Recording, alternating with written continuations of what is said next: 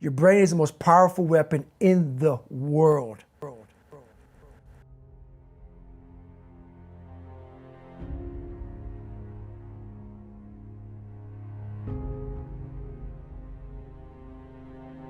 Once you put away your phones and your computers and all that shit we have nowadays, yeah, it's great. We're up to date. But your brain is the only thing you have when you're going through depression, when you're going through hard times, when you're going through death, real life shit. You can't Google that shit, man. You're alone. You're alone. You may have a shrink you're going to, you may have a best friend you're going to, but there's 24 hours in the day where you're alone in this brain, and your brain is talking to you in all kind of ways, and it wants to control you and pull you in these different pockets. If you can't control your own brain and your brain controls you, you're fucked. You got to tell your brain where you want to go and how you want to go and how you want to get there. You got to control it. If not, it's over. This shit didn't exist. I couldn't even fucking spell Google back then. This shit didn't exist, man. What existed for me was, okay, man, how am I gonna fucking make this work? And all I knew back then was hard work. The only way anything gets accomplished, that's all I heard back in those days. You gotta work hard. You gotta work hard. I'm not getting I can't get this paragraph. I can't remember what the fuck's in this paragraph to pass this test to get in the military. Read again. Still not getting it. Read again. But if you're not getting it, write it out. And that's how I started learning. Okay, well, I gotta write out every fucking thing I do. And then write it out again, and write it out again. And guess what happened? I got it. I got it. I can't swim, I'm negative buoyant.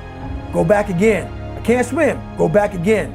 Go back again, go back again. I got it. I realized if I keep going back and going back and going back until the shit just becomes, your mind will say, fuck, okay, we're gonna figure it out. It'll find a way. Because he is not going to stop. It's not like, I'm gonna try one more time. No, it's just like, alarm clock goes off, boop, we're going back. I can't read right, we're going back. I gave myself no way out, and my mind realized that. They said, okay, we're gonna adapt and overcome now. A lot of people say, like when I say trying hard, your mind knows, man. It knows this guy's bullshitting me, man. This guy's lying. There's no truth behind it. When I was in Navy SEAL training, people go, how were you there for 18 months? The program was only 6 months long. You were in 3 hell weeks in 1 year. No one's ever done that. How did you do that? I talk about the new norm. When I lived in a $7 a month place when I was growing up for a short period of time, I loved it. I didn't know any different. That was my norm. Once we moved out of that place, we moved to a $236 a month place. I was like, shit, I never want to go back to that little piece of shit. But if you go back to that $7 a month place and you realize this is where I live, this is all I got, your mind says, roger that, this is home. So when I was going through Navy SEAL training for 18 months and going back to all the hard parts over and over again, I thought it would, but what happens is, not just in SEAL training, but in life in general, when things start to suck really, really bad, my brain and a lot of people's brain, they don't go to the people that called you a nigger or your dad beating you up. Your brain says, we gotta get the fuck out of here. This is miserable. So anger goes away a lot of times when you're suffering because your brain just says, we gotta run. We gotta go. So that anger is not popping up saying, oh, I wanna show them. I wanna show those people. No, there has to be a much deeper. When I say deeper, it has to be down to mineral soil. It has to be down to that nice mineral soil where nothing can burn. You can't burn dirt. So it has to be down that low, that literally is something in you that's at the core of your soul. But you don't find it unless you spend a lot of time with what you want to be in life.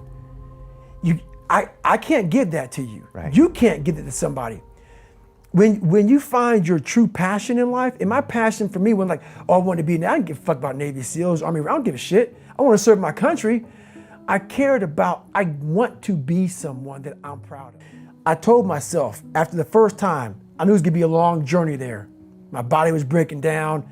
It was just how it was going on. I said, you know what, this is my new norm. So my mind said, it's like going to work. Like you go to work, you put your suit and tie on, I go into suffering every day. Every day, suffering, being broken, duct taping my feet up, stress fractures, shin splints, being broken. This is my new norm. And your mind says, if we're not broken, this ain't normal. We gotta be broken. So then your mind starts to get tougher and tougher and more callous. People, how did you run on broken feet? Broken shins. My mind knew this is how we operate. We're in Navy SEAL training. This is what we are. I became hell. And that became my new norm. I gave myself no way out. There was nothing outside these walls of hell. Nothing.